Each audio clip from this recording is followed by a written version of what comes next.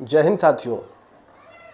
कल मैंने एक ट्वीट किया था कि इस वर्ष 2025 में जो बिहार विधानसभा चुनाव होने वाले हैं, उस चुनाव में बिहार के 243 सीटों में से ऐसे 10 सीट जहां पर कि सामान्य परिवार के किसी काबिल लड़के को पार्टी टिकट देगी, उनके लिए मैं निजी तौर पे व्यक्तिगत रूप से उनकी सहायता करूंगा।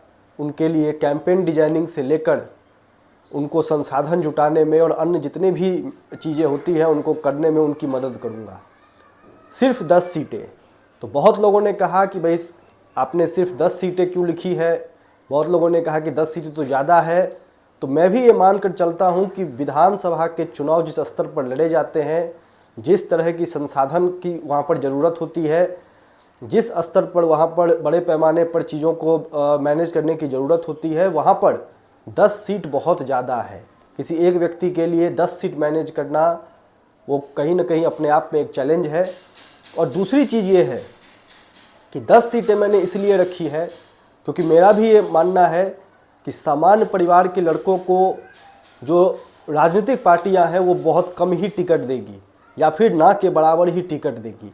तो ऐसे लड़के जिनके पास संसाधन की कमी है, उनको पैसे की ज़रूरत है, पैसे की व्यवस्था करनी है, लोग टीम बनाने के लिए लोगों की वहाँ पर ज़रूरत पड़ेगी, तो वहाँ पर 10 सीट अपने आप में बहुत है। और इसके पीछे का उद्देश्य ये है कि जो सामान्य घरों से लड़के आते हैं उनके लिए राजनीति में उनको बढ़ाने वाला, उनको आगे करने वाला कोई भी नहीं है।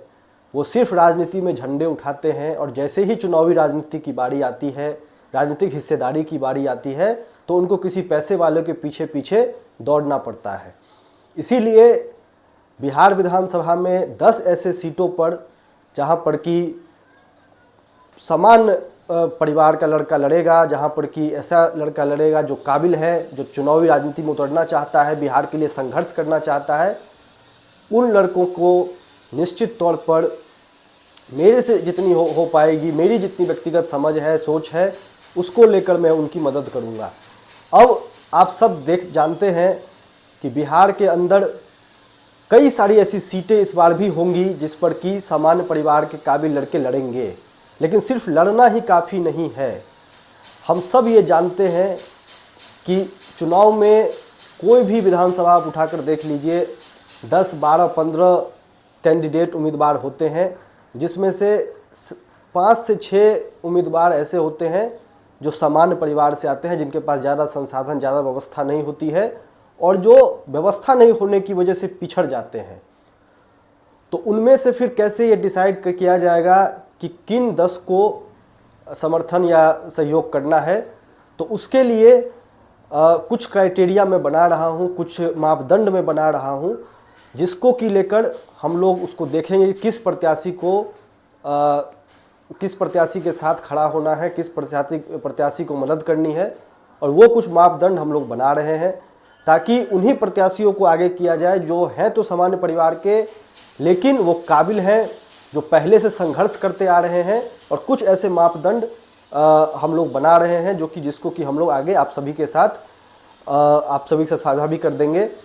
लेकिन मोटा मोटी प्रयास यही है कि चाहे कोई राजनीतिक दल समान घरों के लड़कों को आगे करे या न करे, अगर समान घर के लड़के राजनीति करना चाहते हैं, अगर चुनावी राजनीति में उतरकर बिहार को, देश को बदलना चाहते हैं, तो उनकी मदद ज़रूरत से की जाए।